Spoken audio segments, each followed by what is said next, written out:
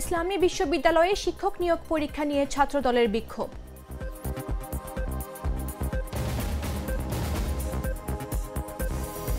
সড়ক দুর্ঘটনায় রাজশাহী বিশ্ববিদ্যালয়ের এক শিক্ষক নিহত।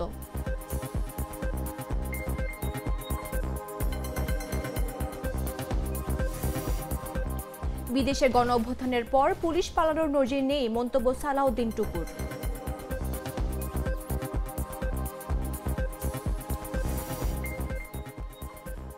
লক্ষ্মীপুরে মা মেয়েকে গলা কেটে হত্যা করে স্বর্ণালংকার লুট।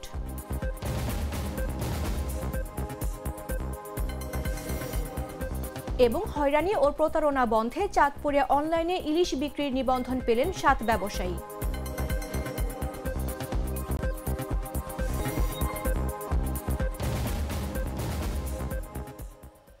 আমন্ত্রণ দেশ জুড়ে সংবাদে, আপনাদের সাথে রয়েছে আমি মামদোহা রাইসা।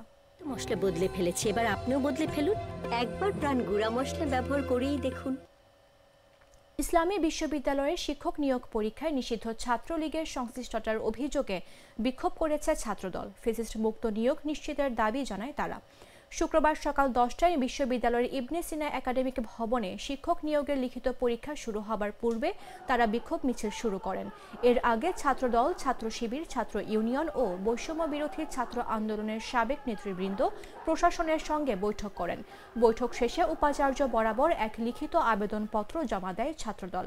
এতে বলা হয়, গেল 9 অক্টোবর ফোকলোর স্টাডিজ বিভাগের শিক্ষক নিয়োগ পরীক্ষা অনুষ্ঠিত হয়। সেখানে ফেসিস্ট আওয়ামী ছাত্র লীগের দোসর হিসেবে পরিচিত রাকিবুল ইসলাম রাকিব নামে এক প্রার্থী অংশগ্রহণ করেন, যিনি নিষিদ্ধ সংগঠন ছাত্রলীগের সঙ্গে ওতপ্রোতভাবে জড়িত। এটি জুলাই চেতনার পরিপন্থী ও জুলাই আন্দোলনের শহীদদের রক্তের প্রতি বেইমানির শামিল। বিশ্ববিদ্যালয়ের উপাচার্য অধ্যাপক ডক্টর নকিব মোহাম্মদ নসরুল্লাহ বলেন, ছাত্র হিসেবে মেধার ভিত্তিতে যারা পরীক্ষা দিতে পারে তারাই পরীক্ষা দিয়েছে।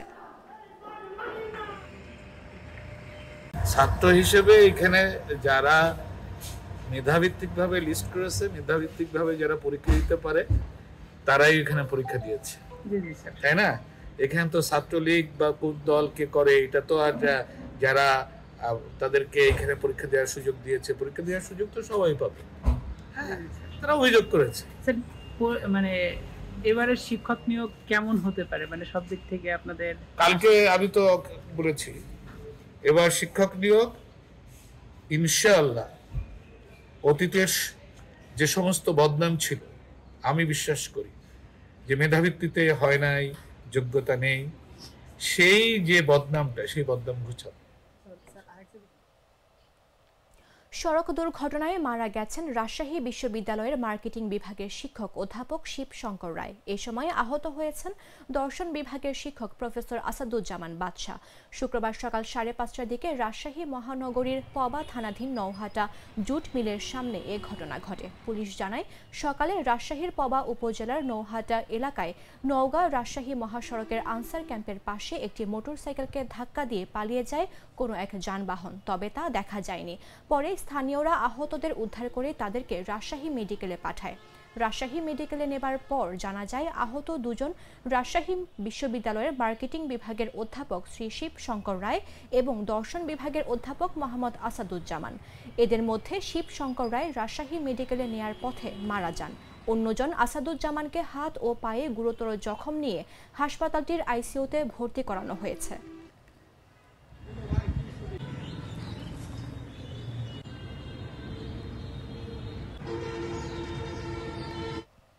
ময়মনসিংহের গৌরীপুর উপজেলার বিএনপির যুগ্ম আহ্বায়ক সিনিয়র আইনজীবী অ্যাডভোকেট আব্দুস সুবাহান সুলতান জামায়াতে ইসলামীতে যোগদান করেছেন। এ সময় তাকে ফুল দিয়ে বরণ করে নেন জামায়াতের নেতৃবৃন্দ।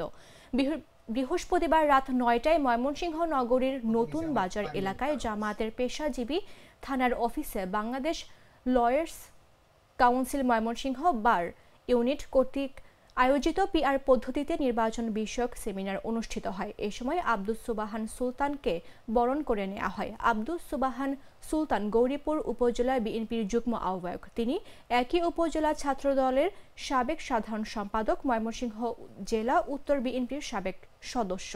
বিএনপির নেতা আব্দুস সুবাহান সুলতান জামায়াতে ইসলামীতে যোগদানের সময় advocate Aminul Islam, advocate Shamim Hasan, advocate Mizanur Rahman সহ আরও কয়েকজন আইনজীবী জামায়াতে ইসলামীতে যোগদান করেন।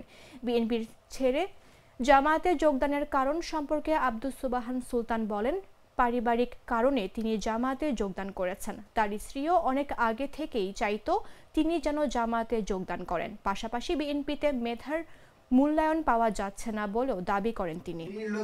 মানুষের পরিচয়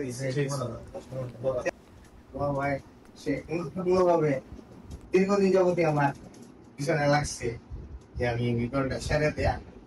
এই যে আমি আসলে বিএনপিতে তো ফাইট দেয়া মেধার কোনো বিকাশ নেই, যাই করতে হবে ফাইট দেয়া চাপা চাপি ঝাঁপাঝাপি দৌড়াদৌড়ি করিয়া শেষে গিয়া কার কিন্তু লোককে পোষা, এটাও হইলো না ওইটাও হইলো, এরকম একটা বিষয়। আর ইউটিউব ফেসবুক দেখে ভক্ত হয়েছে সেটা দীর্ঘদিন যাবৎ আমাকে করতেছে।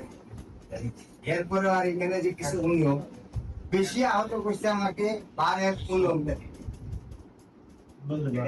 স্থানীয় লোকালয়ে কি হয়েছে সেটা আমার জানার নাই।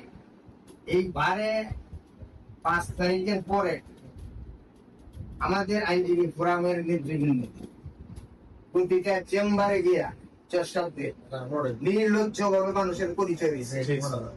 গ্লিটারের টুইন লেমন ও অ্যান্টিব্যাকটেরিয়াল ফর্মুলা বাসনকে চকচকে জীবাণুমুক্ত করে আমাদের দেয় গ্লিটার গ্যারান্টি।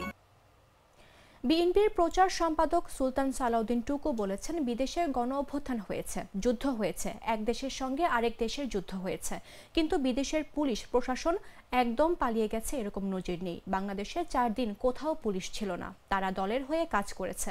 বিএনপির অসংখ্য নেতাকর্মীদের গুম, হত্যা ও নির্যাতন করেছে পুলিশ। শুক্রবার সকালে টাঙ্গাইলের পশ্চিম আকুর টাকুর পাড়ার হাউজিং মাঠে প্রভাতী সংঘের সদস্যদের সঙ্গে মতবিনিময় সভায় এসব কথা বলেন তিনি।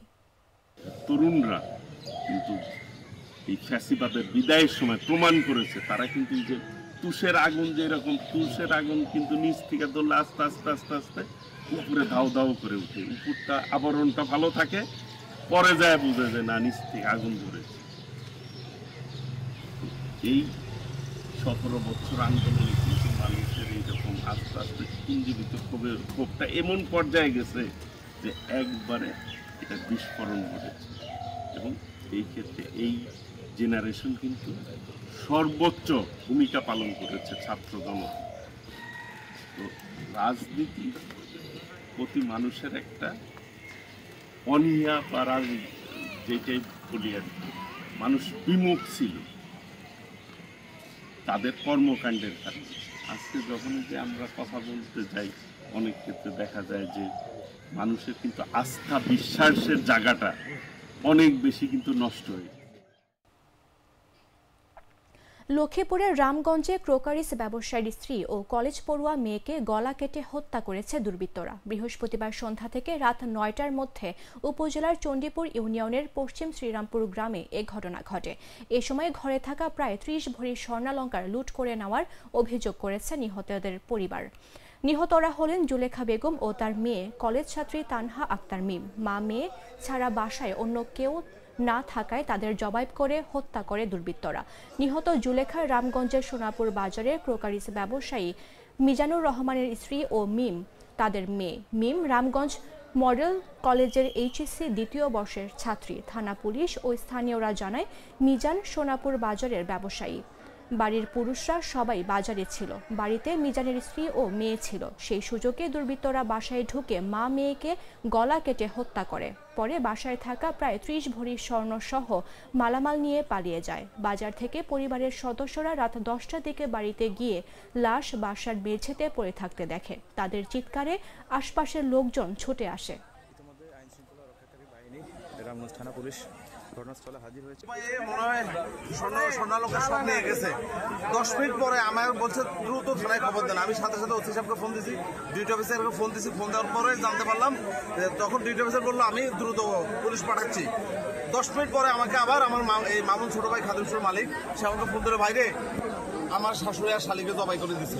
মানে এশার নামাজের এই মাঝামাঝি সময় যতটুকু মনে পড়ে যে ওনার ছেলে যে ফরাদ হোসেন রাব্বি এই সময় আসি দেখলো যে ঘরের সব নিচতলা সব এলোমেলো, মাকে এবং বোনকে খুঁজে পাওয়া যাচ্ছে না। থেকে 35 ভরি স্বর্ণ অলংকার নিয়ে গেছে যারা এই ঘটনার সাথে জড়িত। আমরা দুর্বৃত্তদের এবং যারা এই ঘটনার সাথে জড়িত তাদেরকে দ্রুত আইনের আওতায় এনে শাস্তি দাবি করছি। অনলাইনে ইলিশ বিক্রিতে প্রতারণা ও হয়রানির শিকার হয়েছেন অনেক ক্রেতা। যারা এর সঙ্গে জড়িত তারা চাঁদপুরের ইলিশ বলে এবং ঠিকানা ব্যবহার করে প্রতারিত করে আসছেন। এসব প্রতারণা ঠেকাতে কঠোর পদক্ষেপ নিয়েছে চাঁদপুরের জেলা প্রশাসন। জেলার স্থায়ী বাসিন্দা অনলাইনে যারা ইলিশ বিক্রি করেন তাদের কাছ থেকে নিবন্ধনের জন্য আবেদন গ্রহণ করেন। 44 জনের আবেদন জমা হলে যাচাই বাছাই করে 7 জন ব্যবসায়ীকে নিবন্ধন দেওয়া হয়। বৃহস্পতিবার বিকেলে জেলা প্রশাসকের সম্মেলন কক্ষে আনুষ্ঠানিকভাবে 7 ব্যবসায়ীর হাতে অনলাইনে ইলিশ বিক্রির জন্য নিবন্ধন সনদ তুলে দেন জেলা প্রশাসক মোহাম্মদ মহসিন উদ্দিন। তিনি এ সময় বলেন, কাগজপত্র সঠিক পাওয়ার কারণে প্রাথমিক পর্যায়ে 7 জনকে নিবন্ধন দেয়া হয়েছে। প্রতি বছর এ ধরনের নিবন্ধন দেয়া হবে। পাশাপাশি নিবন্ধনের জন্য কোনো টাকা নেওয়া হয়নি। পরে 1 থেকে 2 বছরের জন্য নবায়নের জন্য পদ্ধতি চালু করা হতে পারে বলেও জানান তিনি। তবে এর মধ্যে কেউ যদি ব্যবসা বন্ধ রাখেন তার নিবন্ধন বাদ করে দেয়া হবে। জান্নাতুল মাওয়া, তারপর আসবেন রূপালী বাজার স্বত্বাধিকারী। সংবাদ শেষ করার পূর্বে শিরোনামগুলো জানিয়ে দিচ্ছে আরো একবার। ইসলামী বিশ্ববিদ্যালয়ের শিক্ষক নিয়োগ পরীক্ষা নিয়ে ছাত্রদলের বিক্ষোভ।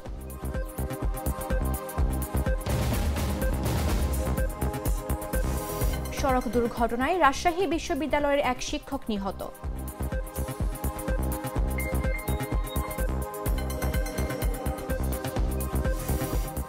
বিদেশে গণ অভ্যুত্থানের পর পুলিশ পালানোর নজির নেই মন্তব্য সুলতান সালাউদ্দিন টুকুর।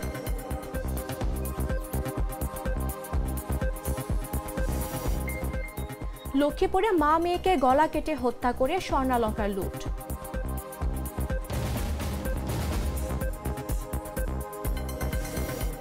এবং হয়রানি ও প্রতারণা বন্ধে চাঁদপুরে অনলাইনে ইলিশ বিক্রি নিবন্ধন পেলেন 7 ব্যবসায়ী।